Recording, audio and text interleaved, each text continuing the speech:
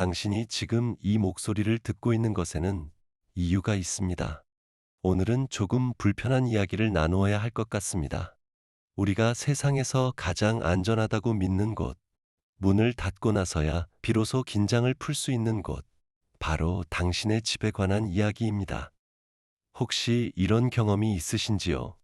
기도도 하고 금식도 하고 주일마다 예배당 문턱을 넘나드는데 정작 집 현관을 들어서는 순간 알 수 없는 무게가 어깨를 짓누른 적 말입니다.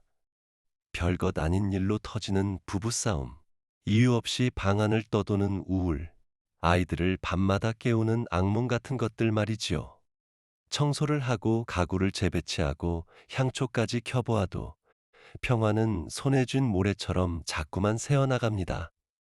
마음속에서 계속 맴도는 질문은 하나입니다. 도대체 왜일까? 저는 오늘 당신께 조금 낯선 제안을 드리고 싶습니다. 당신의 집은 그저 벽돌과 가구들의 집합이 아니라 지켜내야 할 하나의 영토라는 제안입니다. 여호수아가 이스라엘 백성 앞에서 외쳤던 그 선언을 기억하십니까? 오직 나와 내 집은 여호와를 섬기겠노라. 그는 가정을 다스리는 일이 저절로 되는 것이 아니라 누군가 이름을 걸고 결단해야 하는 것임을 알고 있었습니다. 그렇다면 당신은 물으실 것입니다. 이미 하나님께 바쳐진 땅에 어떻게 원수가 발을 들일 수 있느냐고요. 이 물음에 답하려면 현대 교회가 미신처럼 보일까 두려워 슬며시 덮어버린 한 가지 주제를 다시 꺼내야 합니다. 바로 물건에 관한 신학입니다. 사도행전 19장을 펼쳐보십시오. 마술이 성행하던 도시 에베소에 복음이 폭발적으로 임했을 때 사람들은 놀라운 일을 벌였습니다. 마술책을 모아 다 함께 불태운 것입니다. 그들은 마음으로만 회개한 것이 아니라 손으로 직접 태웠습니다. 종이와 잉크에 불과해 보이던 그 책들이 실은 어둠의 세계로 통하는 물리적인 접점이었기 때문입니다. 이것은 미신이 아니라 분별입니다. 구약에서 하나님은 거룩한 것과 속된 것을 구분하는 세세한 규례를 주셨습니다. 같은 재료라도 주께 드려지면 거룩해지고 우상에게 바쳐지면 저주가 스며듭니다. 물질 자체는 중립적이지 않습니다. 그것은 신성한 권세로도 어둠의 권세로도 통로가 될 수 있습니다. 책상이나 의자를 두려워하라는 뜻이 아닙니다. 다만 어떤 물건들은 눈에 보이지 않는 사연, 즉 원수가 합법적으로 발을 디딜 수 있게 하는 숨은 내력을 품고 있다는 사실을 알아야 한다는 것입니다. 저는 예전에 스크루테이프의 편지라는 책을 쓴 적이 있습니다. 그 책에서 노회한 악마 스크루테이프는 신참 악마에게 결코 화려한 전술을 쓰지 말라고 조언합니다. 그가 힘을 싣는 것은 일상적인 것, 세속적인 것, 서서히 스며드는 것들입니다. 악마는 뿔과 쇠스랑을 들고 오지 않는다는 사실을 저는 그 책을 쓰면서 뼈저리게 깨달았습니다.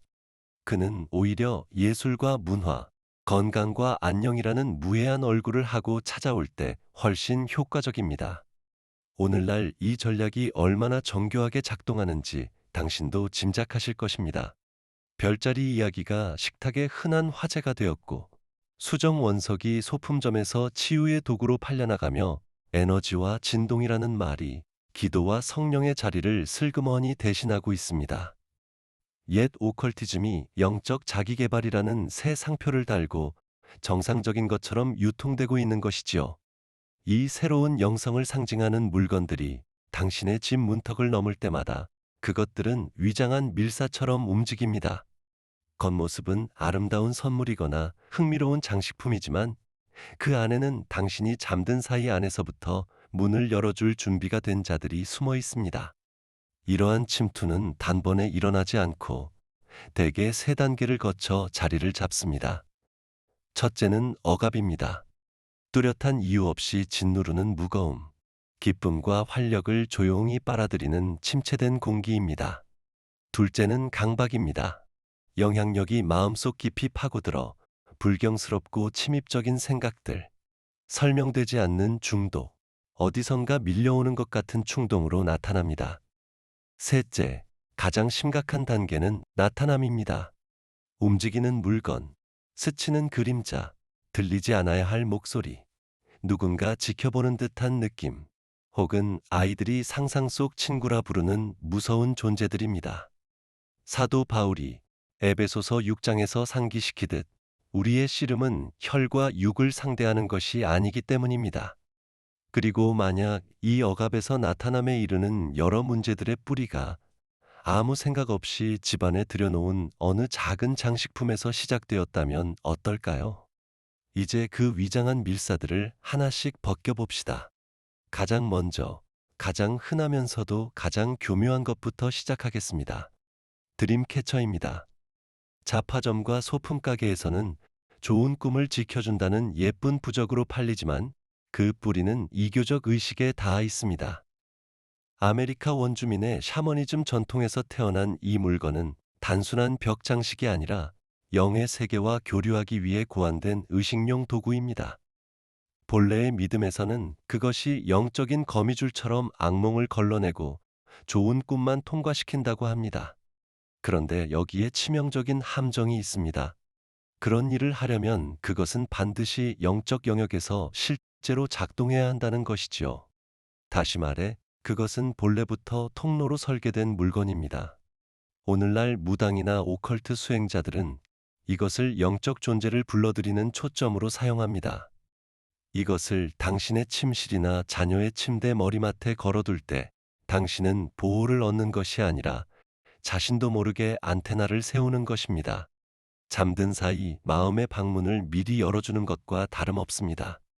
예쁜 드림캐쳐를 걸어둔 뒤로 밤마다 이상한 악몽에 시달리게 되었다는 증언을 저는 한두 번 들은 것이 아닙니다. 신명기 18장은 분명히 말합니다. 점술과 마술, 주술은 주께서 가증히 여기시는 것이라고요. 그리스도인에게는 깃털과 구슬로 엮인 고리가 필요 없습니다. 우리를 지키는 것은 만유 위에 뛰어난 이름, 예수 그리스도의 보혈뿐입니다. 두 번째로 다룰 것은 이방 신들의 형상과 상징들입니다. 그건 그냥 예술작품일 뿐이에요. 문화적인 취향이잖아요. 라고 말하고 싶으실지도 모릅니다. 그러나 태초부터 하나님은 우상의 위력에 대해 분명히 경고하셨습니다. 출애굽기 20장의 둘째 계명은 제한이 아니라 명령입니다. 너를 위하여 새긴 우상을 만들지 말고 그것에 절하지 말며 섬기지 말라.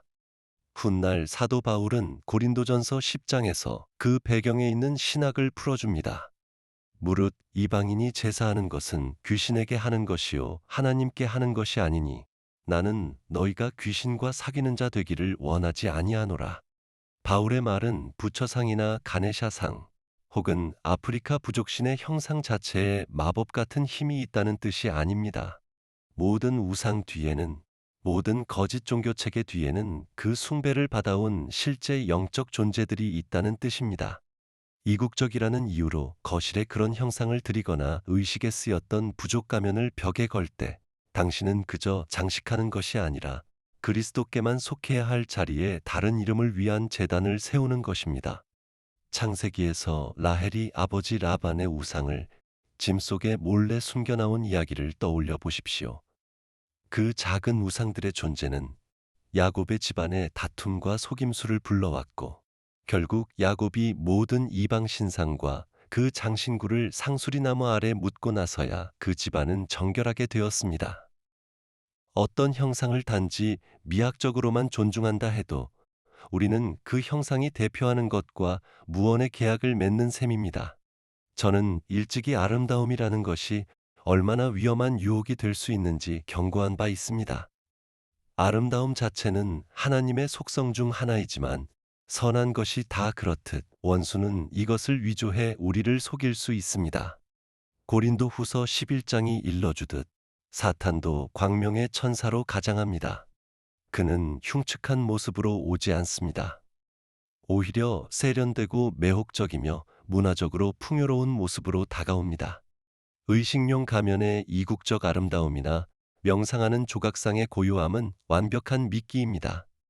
미끼는 아름다움이지만 그 안에 숨은 낚싯바늘은 우상숭배입니다. 우리는 어느 민족의 문화를 감상하는 것과 그 민족의 숭배 대상을 우리 집으로 들여오는 것을 구분할 줄 알아야 합니다. 박물관에서 부족 예술을 관람하는 일과 대대로 제2에 사용되어 온 그 작품을 사서 거실 가장 잘 보이는 곳에 두는 일은 전혀 다른 문제입니다. 이 범주 안에는 특히 조심해야 할 하위 항목이 하나 있습니다. 대물림된 보석과 그것이 지니고 있을지 모를 영적 끈입니다. 둘째 계명에는 무서운 경고가 함께 담겨 있습니다. 아버지의 죄를 자손 3, 4대까지 갚으리라. 이는 세대를 넘어 이어지는 저주의 원리를 말해주며 물건은 그 저주를 실어 나르는 통로가 될 수 있습니다. 증조 할머니가 남긴 오래된 반지, 이모에게서 물려받은 목걸이를 생각해 보십시오.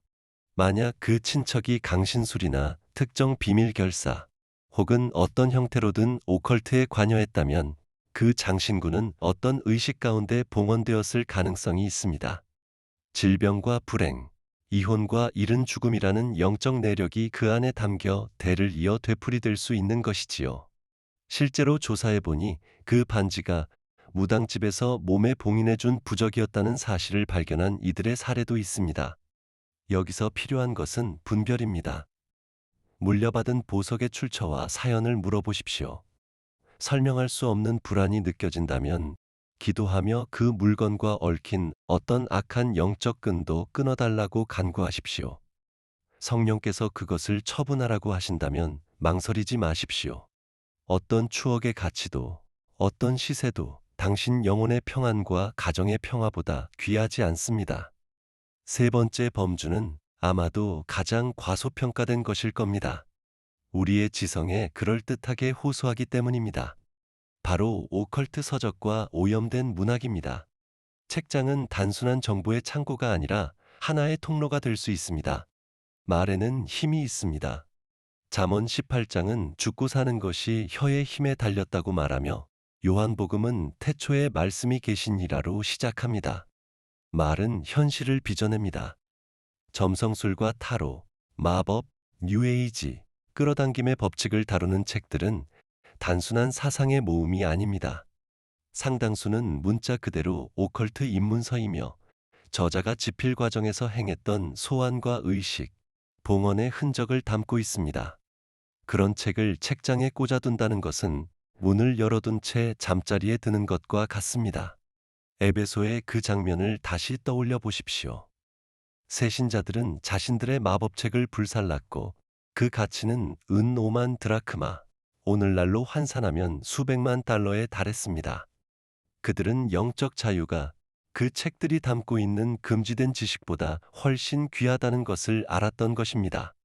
오늘날 가장 교묘한 형태의 오염된 문학은 뉴에이지 영성이라는 가면을 쓰고 옵니다. 소원 성취를 말하고 우주와의 연결을 말하며 차크라 정렬이나 내면의 에너지를 깨우라고 속삭이는 자기 개발서들이 그렇습니다. 이 모든 것은 인격적인 하나님과의 관계를 대신하려는 위조품일 뿐입니다. 뉴에이지는 세련된 옷을 입은 고대의 마법에 지나지 않으며 그 뿌리는 에덴 동산에서 뱀이 속삭였던 그 말, 너희가 하나님과 같이 되리라에 닿아 있습니다. 골로새서 2장은 경고합니다. 누가 철학과 헛된 속임수로 너희를 사로잡을까 주의하라. 이것은 사람의 전통과 세상의 초등학문을 따름이요 그리스도를 따름이 아니니라. 시험은 간단합니다. 당신이 읽는 책이 예수 그리스도만이 유일한 길이요 진리요 생명이라는 사실을 가리키지 않는다면 그것은 또 다른 복음을 전하고 있는 것이며 그리스도인의 서재에 설 자리가 없습니다. 그렇다면 소설은 어떨까요? 그 경계는 어디에 있을까요? 여기서 종종 논쟁이 시작됩니다. 마법과 오컬트를 미화하는 이야기들, 예를 들어 해리포터 시리즈 같은 작품들을 두고 말입니다. 저는 톨킨과 저 자신이 써온 우화적 판타지와 마법을 중립적이거나 심지어 선한 힘으로 다루는 문학 사이에는 근본적인 차이가 있다고 믿습니다. 허구라는 틀 안에서도 실제 마술 행위를 정상적인 것으로 그려내는 이야기들은 마치 영적 세계로 향하는 입문용 마약처럼 작용할 위험이 있습니다. 그것은 어린 마음 속에 오컬트에 대한 위험한 호기심을 심어놓고 실제의 위험을 벗겨낸 채 힘과 모험만을 남겨두기 때문입니다. 이것은 율법을 세우자는 이야기가 아니라 잠언 4장의 말씀처럼 생명의 근원이 이에서 남이니 우리의 마음과 자녀들의 마음을 지키자는 이야기입니다. 저 자신도 개걸스러운 독서가였습니다만 저는 늘 의식적이고 비판적인 눈으로 읽으려 애썼습니다. 이교 신화를 읽는 것을 두려워하지는 않았지만 언제나 기독교라는 필터를 통해 읽으며 하나님이 모든 문화 속에 심어두신 진리의 메아리를 찾으려 했습니다. 저는 그리스도 안에서 구속된 신화와 그분께 맞서는 이교주의를 구분하려 애썼습니다. 나니아 이야기 자체가 그 구속받은 상상력의 한 예입니다. 파우누스와 켄타우로스, 거인들이 등장하지만 그들은 궁극적으로 그리스도의 형상인 아슬란의 권위 아래 놓여 있습니다. 특히 부모된 이들에게는 무거운 책임이 있습니다.